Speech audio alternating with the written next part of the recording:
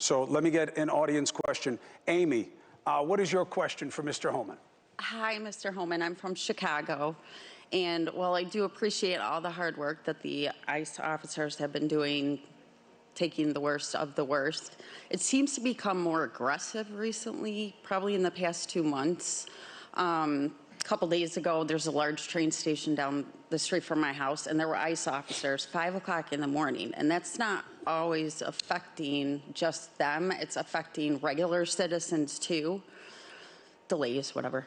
But I'm just curious why it's become so much more aggressive, and seems in Chicago mostly. Well, a couple of things. If it's aggressive, I don't know if I use that term, but there's a 1,000% increase on attacks on ICE officers. Have you seen the media lately? There's bounties on their heads for $50,000 to kill one of them. So they're very careful in the way they do these operations. They got to protect themselves. So I want to use the term aggressive. They're using a lot more precautions when they approach somebody. Second of all, if the mayor wants less ICE agents on the streets of Chicago, then let us in the jail to arrest a bad guy in the safety and security of a jail, where it's safer for Chicago residents, it's safer for the ICE agents, and it's safer for the alien. It doesn't make sense to release a public safety threat who's in the country illegally back into the public. They like to say, well, we're a welcoming community. We want victims and witnesses of a crime who are illegally in the United States to feel free to come to the police without fear of working with ICE. That is a bunch of crap. Because victims and witnesses of a crime don't want the bad guy in the neighborhood either.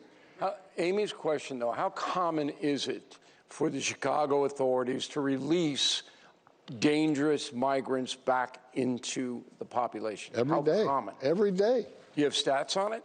Certainly we do. We have a number of detainers we issued that weren't honored. If you look at the number of criminals we arrested off the streets of Chicago, ICE has made Chicago safer. The governor and the mayor should be calling President Trump and thanking him for taking public safety threats off that street. It makes the street safer for Chicago residents like yourself. No one's going to argue taking a criminal off the street doesn't make the community safer. I looked at the data this morning. There's over, there's about, between ICE and CBP, there's over about 530,000 removals. At 70%, you're looking at about 330,000 criminals that were removed from this country, which makes this country safer. Could you explain why, when it comes to ICE agents, there's been this whole big deal about concealing their identity? Law enforcement officials throughout this country don't get the license to do that. They have to walk up to you, they have to identify who they are, they have to make sure it's clear. An ICE agent getting to conceal their identity is not a privilege or a situation that other law enforcement officials have. Why should ICE agents have that? Look, I don't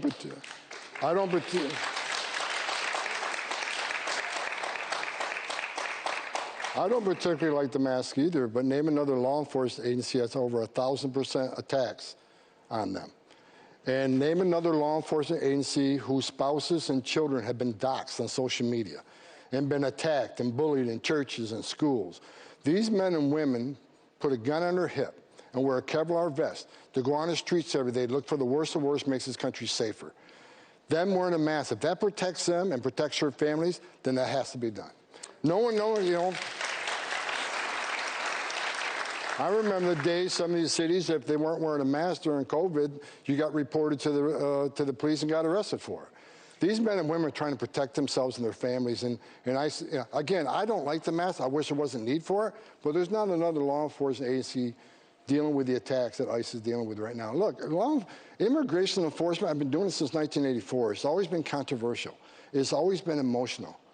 But people need to remember the men and women at ICE, they don't hang their heart on a hook when they go to work. They're mothers and fathers too. They have children too. And they take very, very emotional things home with them every day. I've done this for over 40 years. I stood in the back of a trailer with 19 dead people who baked to death. I've talked to 9-year-old little girls that were raped multiple times by the cartels. And these men and women take that home every day. These are heroes and they're patriots, and I'm happy and I'm proud to support them. Thank you for watching. Subscribe below and download our NewsNation app right now on your phone, and you will get fact-based, unbiased news for all Americans.